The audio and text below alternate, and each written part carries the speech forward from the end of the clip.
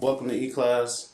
My name is Eric Freeman, and today we're going to be breaking down how credit works in a 6-part segment that I'm going to be posting onto my YouTube channel for all of my clients and everybody that is potentially looking into fixing their credit up, changing their financial situation, and bettering their future. We'll start right here. How credit works.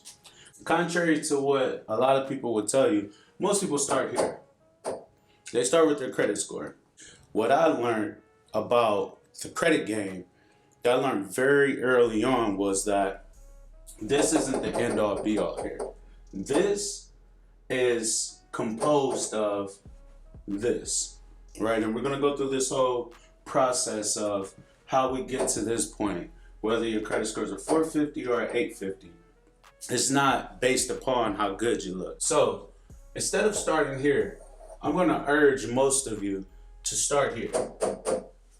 Data. You don't hear a lot of people talk about the data. Why I'm so successful at fixing people's credit and building my own personal credit is because I understand that this is the most important thing right here. I've understood that for a long time. Trade lines, loans, collections, which is considered a derogatory piece of data. So we're going to put that there. Charge-offs, which are derogatory. Payment history could be either. It could be either a good thing or it could be a bad thing, etc., etc. All of those things are ran through banks that produce data that shows how you're handling that account. Your credit score is going to be a reflection of the data, and the data is a reflection directly upon you. Your data is all of that information that the banks have that they do what? That they report to the credit bureaus. The credit bureaus aren't the banks.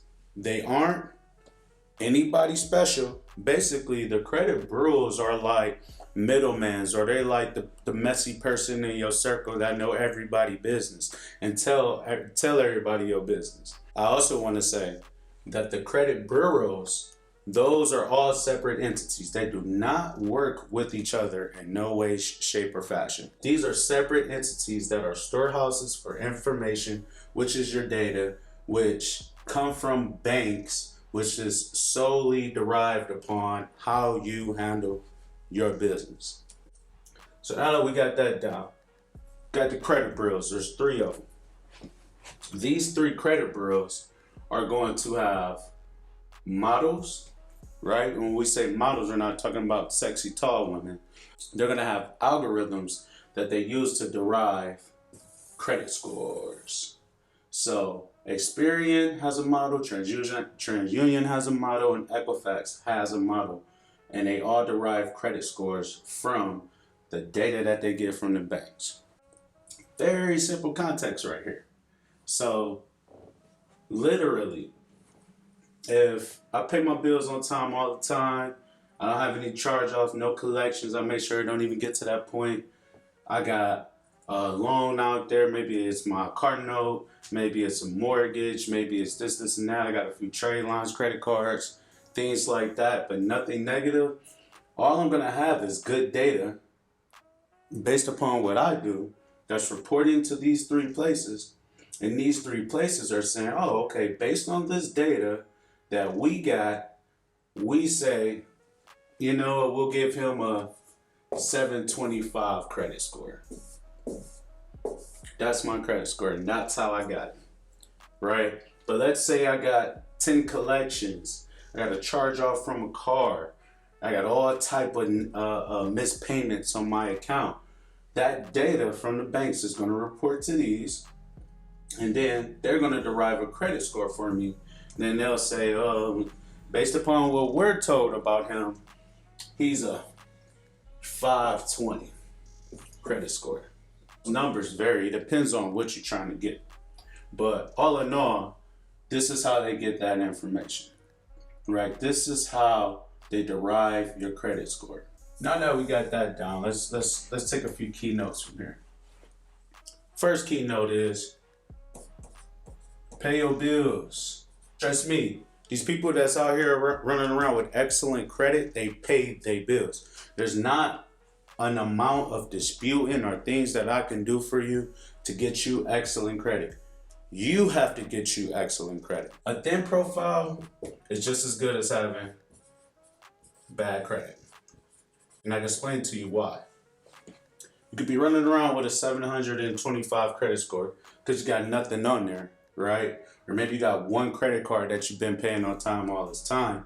But when you go to get something else, or you go to apply for another credit card, or you go to get a car, you're thinking like, I got a 750, I'm about to go get a whip. You'll get denied.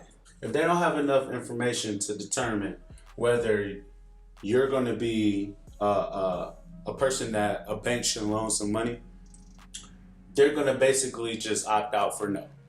And it's as simple as that. Even though the banks want to loan you money, they come to these places to figure out if they should.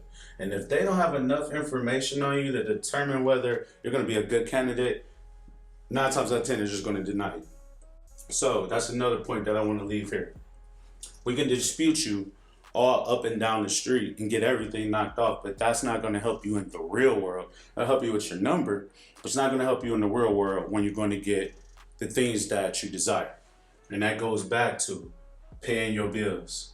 If you stick to this first point, then you're on your way. And make sure that you're on the road to basically what I call this is having whatever you want.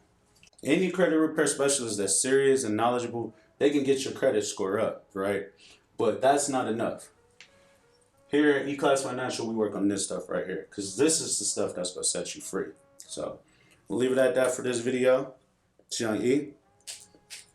If you need anything, reach out to me. I got you.